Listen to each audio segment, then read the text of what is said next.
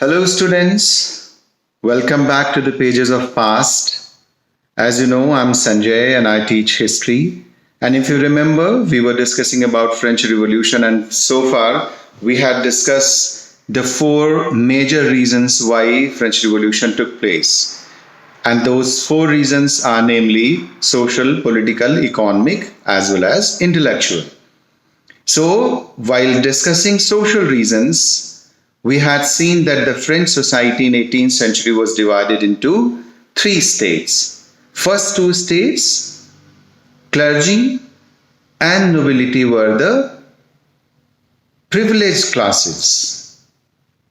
They were, on the basis of their birth, got certain privileges, and the biggest of the privileges they got was that they were exempted from taxation, and this was nothing but a social inequality. On the other hand, the third state, which comprised about 90% of French population, was having landless laborers, tenants, peasants, artisans, doctors, lawyers, traders, and so on and so forth.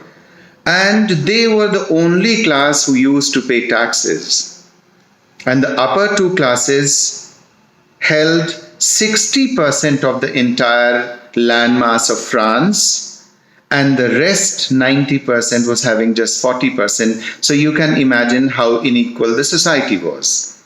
And this inequality, along with certain other institutions which were favoring the first two classes, states, and those institutions we may refer to as ancient regime or old regime, the institutions French society had then, were favoring the first two states, and the third state was not at all was able to reap the benefits of their toil.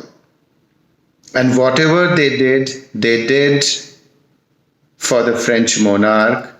The money was taken from them even when they were facing acute times like food shortages, which we had seen in the year 1789, which became actually the year of French Revolution.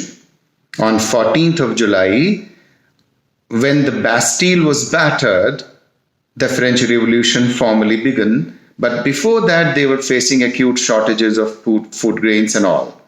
So the French society of 18th century was unequal in the sense that the first two classes were having a lot of privileges, including exemption of taxation, and also they were having rights over the third state to accrue certain taxes, like the church had tithe to collect from the peasants. Tithe was what? 1/10 of the total produce.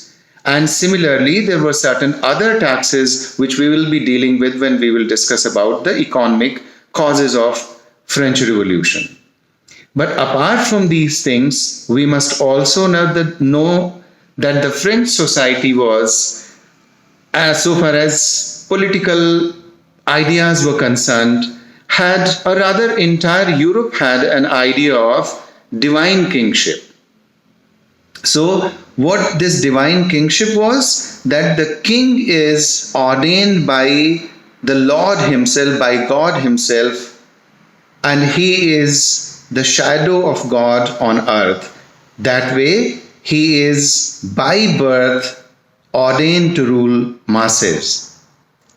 And in the age of reason, when we had seen that the French or the entire European society had already seen Renaissance, Reformation, and Enlightenment. So these ideas gave them, apart from these three ideas, then Gutenberg also introduced the printing press, which actually helped disseminate the knowledge across the breadth of Europe.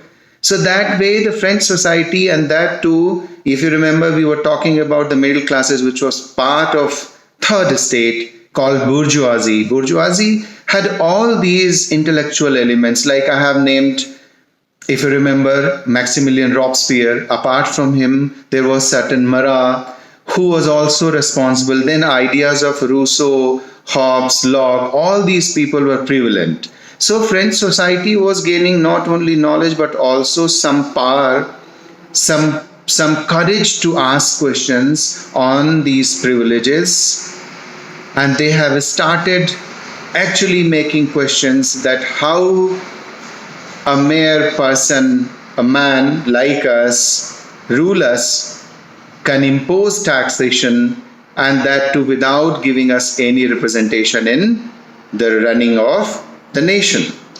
So that way, the French society of 18th century, or you can call the time when the French Revolution was almost on the offing, having all these inequalities,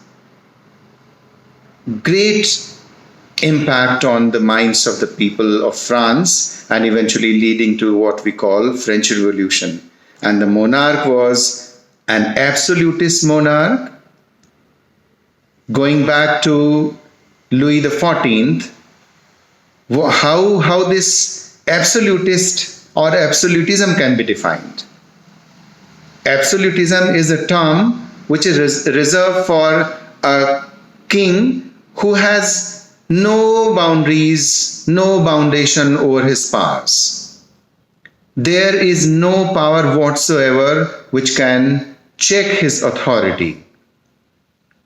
So he becomes the fountain of justice and his words become law.